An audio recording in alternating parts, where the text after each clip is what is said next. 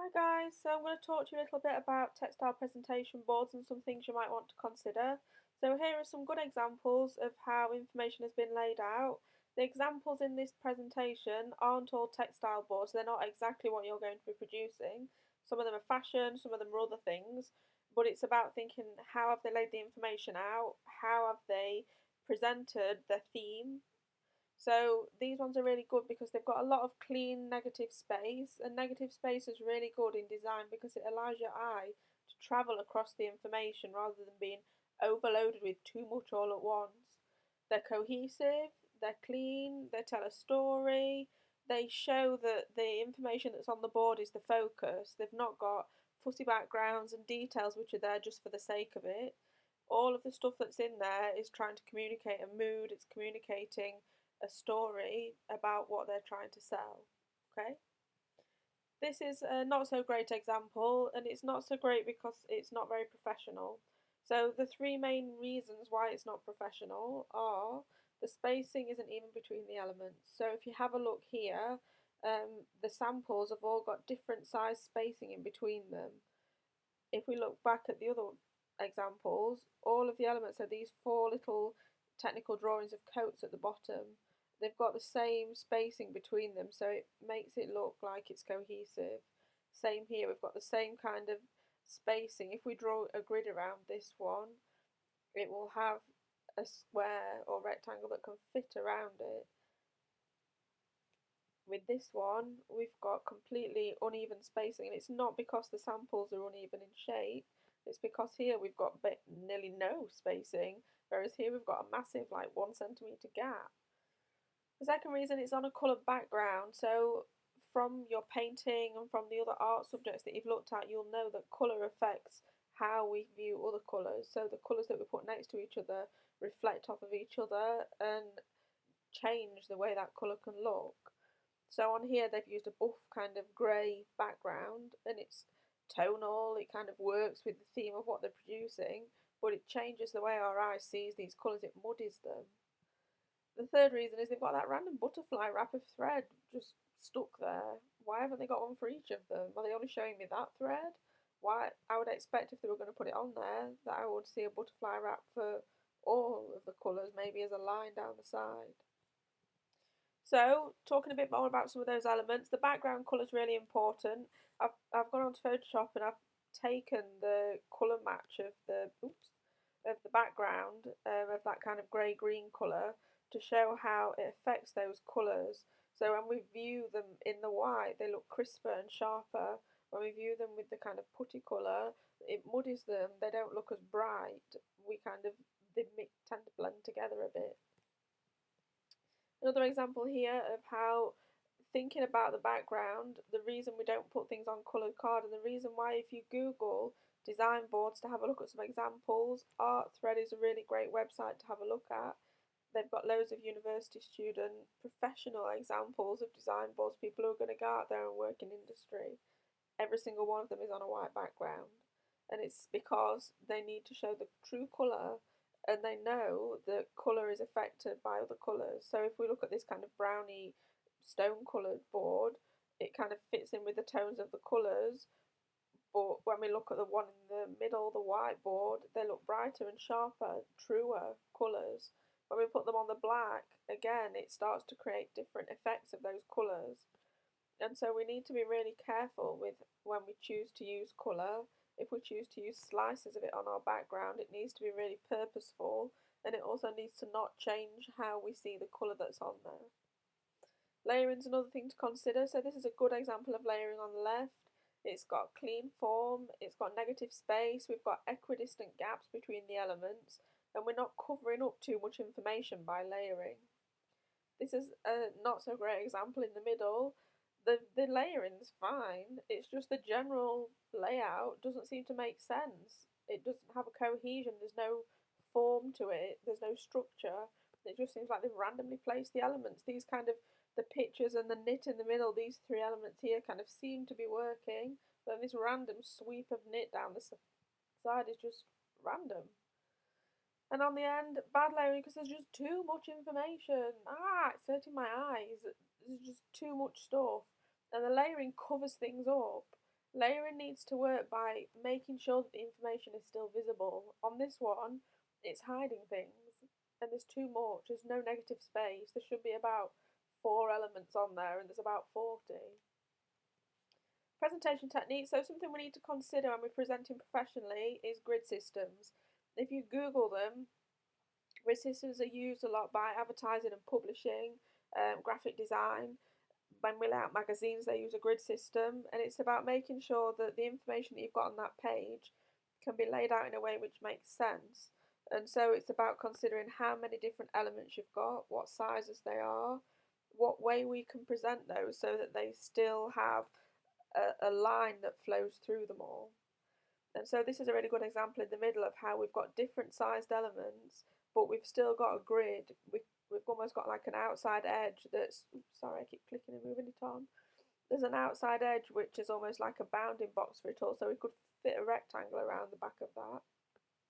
And then we've got an equal space between all of the elements that are on our page. And so while we've got different sized elements, they've still used a grid system to lay those out. There are more examples here of how grid systems have been used. So if we look at this left-hand image, if I've drawn lines on it to show you where the grid system has been working. So they've got the same distance at the top and the bottom. They've put this camouflage type fabric on, and then they've taken the image that's next to it and made sure that the main outside edges meet up with that. And then here, this negative space that kind of looks random isn't. It's exactly the same size as this middle image. And so it's all starting to create this kind of synchronized set of images which all fit together. They're all the same sizes. They all fit together. They've got the same size gaps between them. Same here. So our top lines fit together, even though they've been kind of layered up and they're different size shapes and squares that have been layered together in these drips. The actual very end images, the very edges of these images are at the same place. When we've got gaps, the gap here and the gap here mirror each other, so we've got a similar size gap running through the work. When we've got these images here, I've circled it, the gaps between the images are all the same. The line that those images go to runs in line with her knee in the middle, and so our eye sees all of these shapes and it makes sense of the image. And so while we've got a lot of different sized rectangles, essentially, if we simplify them down, lots of rectangles, so we could draw a rectangle around this image. We've got a rectangle here, we've got lots of rectangles here, they're gridded together in one big rectangle. There's a rectangle there, and then there's a rectangle underneath it.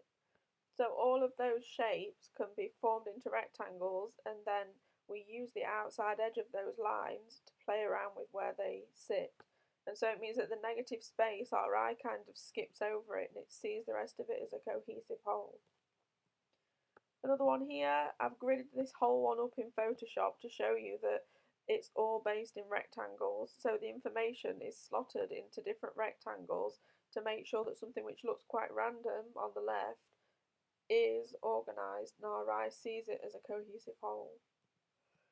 We need to also consider mood when we're communicating. So we need to think about how our layout communicates something about the collection that we've been putting together. So the one on the left is quite structured and architectural, perhaps with these pleats, but it's got a really soft, ethereal, almost romantic quality to it.